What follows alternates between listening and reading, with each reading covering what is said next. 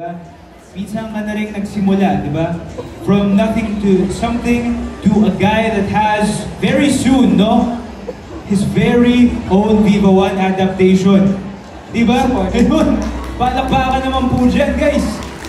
Di ba yung obra niya magkakaroon na ng sariling Viva One adaptation? I just wanna take this moment to, of course, give that the praise and adulation that it deserves. Pero yun na nga, being someone na nagsimula all the way up to now, I think you, out of everybody else, is best equipped to answer this next one, no? Ano po ba yung maipapayo nyo sa mga aspiring natin na writers dito? I'm sure madaming aspiring writers dito. So, ano po 2 cents natin? Okay, for the aspiring writers who are considering the idea or the opportunity of adaptation, first of all, siguro you need to have the right mindset. When it comes to your story, treat it as the constitution, the cornerstone, the kumbaga ito yung pinaka-supreme of all the stuff na magagawa regarding your story. So, as a creator, all types of adaptations may not supersede or should not supersede yung source material na ginawa mo. So, all adaptations are reinterpretations or retelling of your story. At the end of the day, yung story na sinulat mo, yung story na minahal ng libo-libo, if not milyon-milyong Pilipino or magbabasa, yung pa rin yan nasa tuktok.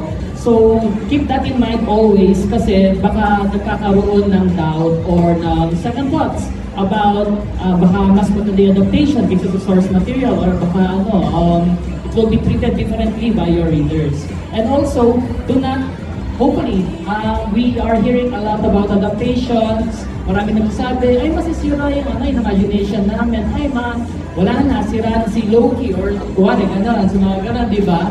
So, I hope that we do not shut the door to the opportunity ng adaptation kasi, yun nga, before you say yes siguro, I think my advice is that you do your research first. When I was told by Sir Ryan that Viva One was interested in adapting Project Loki, the first thing that I did was to watch the adaptations by Viva One. I watched The Rain in España, Ang Mutya ng Section E, and even Seducing Drake Palma, pati nga yung the Bad Genius, the series. So that helped me decide, and that convinced me that trusting Viva One with the Project Loki adaptation is a good and probably a great decision.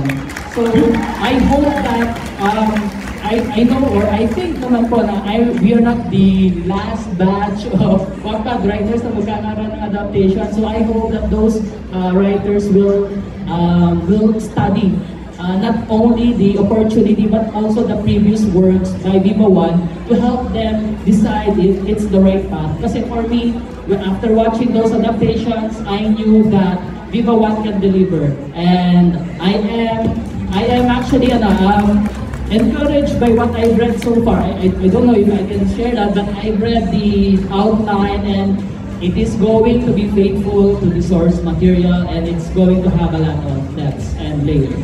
Yun! At hindi natin sila bibiguin, guys. Abang-abang yung magiging adaptation natin.